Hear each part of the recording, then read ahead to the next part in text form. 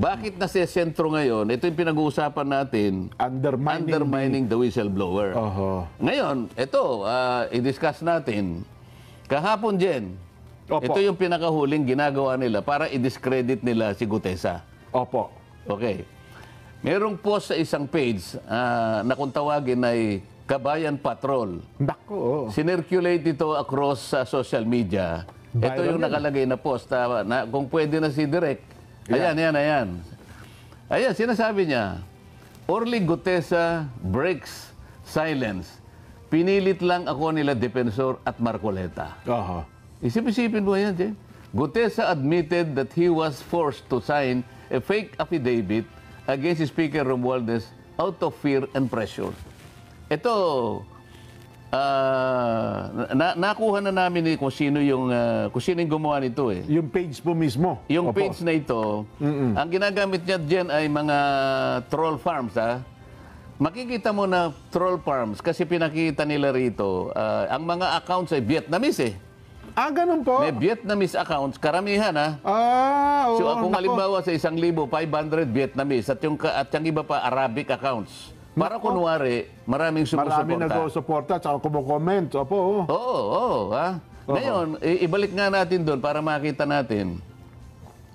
Kung makikita mo doon, sa bandang ibaba, right side, nakalagay Kabayan Patrol. Kabayan Patrol, yes po. So parang ginamit pa yung logo nung isang TV station para magmukhang totoo. So nakikita nyo ngayon kung ano ang kanilang pakay. Opo. Gumagawa ng isang bagay na hindi totoo. Pinilit namin ni Mike Defensor si Gutesa para gumawa ng isang salaysay. Yan ho lumilitaw dyan. Isang bagay na kabaligtaran. Ngayon, anong pakay ng mga... Hindi lang ito dyan, ha? Opo. Kasi, kung punta tayo sa pangalawang slide dyan. Yan. May requirements ang Meta kasi, Jen, yung Facebook, na bago ka makapag-publish ng ads, kailangan meron kang makikitang meron silang mobile number, no? Yes po. Para magbabayad. Pinacheck ko yung mobile number. Ito ay nakarehistro sa isang tao na nagngangalang Luis Orbon. Ayan, Luis Orbon? Oo. Okay. So, isa sa pangalawang requirements ng Meta, kailangan meron kang email. So, makikita mo dyan ang email nila. Ayan, hello at cdgminds.com. Ang ano kasi, yung ginagamit nila ay CDG. Yung advertiser is CDG Media Minds. Yes. Ayun makikita mo, no? So, yung phone number nakarehistro kay Luis Orbon, ayan ang email nila. At ang website nila, nandyan din dyan, mababasa mo, cdgmediaminds.com. Opo. Ang address nila ay Pasig City, NCR. Yes po. So, kung nakikinig si Luis Orbon dyan, kung totoong tao ba niyan? Nagtatago bilang CDG Media Minds sa anino ni Luis Orbon. Huwag ka na magtago sapagkat alam mo, kilala kita. Ganun mo ba? Kilala niyo ba? Masyado namang babaw ang pagtatago kasi nila eh. Halatang-halata. Akala ba nila? Alam mo, Luis Orbon, siguro maaring na-underestimate mo ako na hindi ko kayang suriin kung nasaan ka o kung sino ka. Makukuha kita eh. Maghintay ka lang. Kasi akala nyo hindi kayo marunong sa computer, Sen, at saka hindi kayo marunong sa social media, no? Hindi nga ako marunong, pero may pamamaraan naman. Ayan, tama po kayo. May pamamaraan tayo dyan, di ba? Ngayon, puntahan natin yung ibang slide natin. Yan.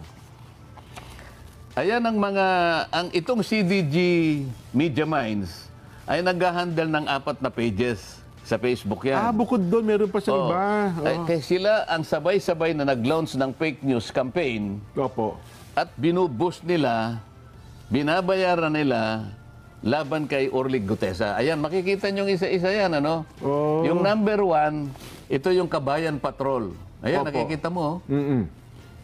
Ang pangalawa, dapat alam mo. Sabi niya, ayan, nakikita nyo yung kanilang post. Ayan, Yung pangatlo, balita on the go. Ayan. Opo. Yung pang-4, Chiefs of Staff. Chiefs of Staff. So Opo. ito ay puro fake news campaign. Okay. Anong pakay ng mga taong, bakit sila gagawa ng ganito? Ito yung sinasabi ko sa iyo na pangalawa na undermining the whistleblower. The whistleblower. So opo. lahat ng kaparaanan gagawin para pagtakpan, para ilihis, para iligaw ang mamamayan. Oho. Ang mga taong ito ay, ang kanilang maaring pakinabang dito ay yung taong pinagsisilbihan nila. Siyempre, Siyempre po. kumikita sila dyan Oho. doon sa mga taong napagtatakpan ng kanilang paglilihis.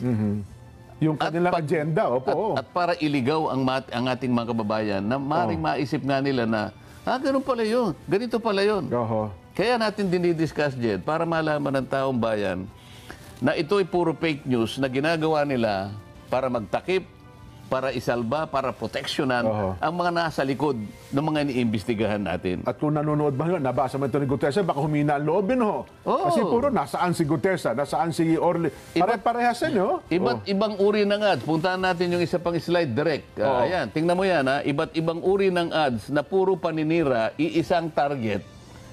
Si Marine Sergeant Gutesa at ako. Yan, ay may higit na 10 ads yan din. Ano? Ito ay ni loans magmula no October 24 hanggang October 29. So talaga palang no? So, ito pa. Alam mo, ang kanilang ginagasta bawat araw, Opo. merong range from 500 pesos to 4,000 pesos. Ayun, So, gagasta sila. Noong una, medyo nagtitipid eh. Kasi 500 pesos lang. Ngayon, mga cheap naman itong mga ito eh. Manlilin lang ka lang, galingan mo na, di ba? Oo naman. Ngayon, siguro naisip nila, teka, baka kailangan nating pag-ibayuhin. Binubus so, na umaabot hanggang 4,000. Binubus nga sila. Opo. Ang tinatarget nilang audience hanggang 1 million. 1 million users or more. Oo. Yes po, So, ang gastos nila, sa loob ng isang buwan, umaabot ng between 20 to 30,000 pesos. Kasama yung boosting din. So, ano ang pakay nila? Manlin lang. Mailigaw ang taong bayan. So, ang gastos ay ganun karami para sa ganun, patakbuhin yung kanilang mga ads. So, kung mga ganon, times 10, kasi mga 10 pala, iba't ibang lugar saan, no? Ibubus nilang lahat. Malaki kahit pa paano. So, gumagasta sila talaga. So, sa uling slide, pakita natin para makita natin. Itong mga slides na to, Jen, makikita mo, pinamonitor ko yan magmula ng January 2025. Opo.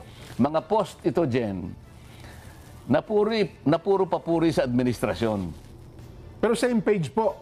Same page. Same page, Yan ay puro papuri sa administrasyon. Ngayon ang kabalintunaan dito, kung ang administrasyon gusto niyang malinis ang skandal na ginawa ng flood control, Opo. bakit ngayon nag-sip sila dun sa paninira? Character assassination na nangyayari.